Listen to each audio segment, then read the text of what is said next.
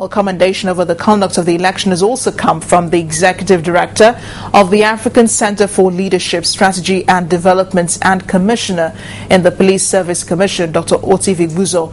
A former Country Director of Action Aid Nigeria, who also monitored the poll, said the exercise will go down as a reference point for future elections in the country.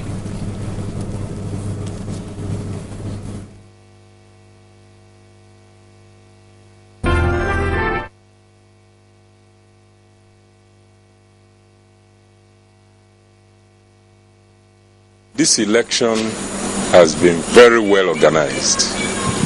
I've been observing elections in Nigeria since 1999.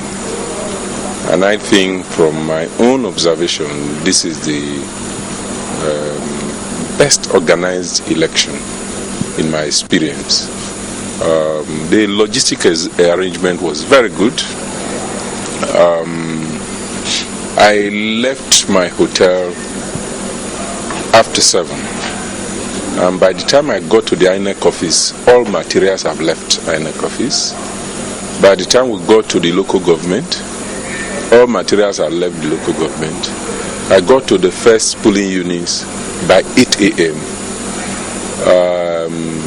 Election officials were there, 5 polling units in that place, Capital School.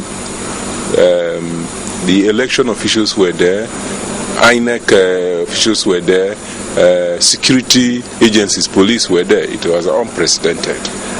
I think that the logistics for this election is much, much better than previous elections.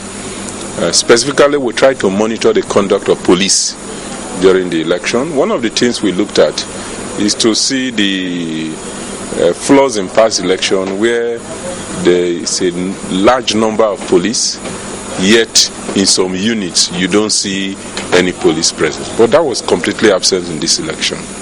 12,000 police officers were deployed to police the elections. We tried to, I visited 3 local government areas, Yola South, Yola North and Fufuri.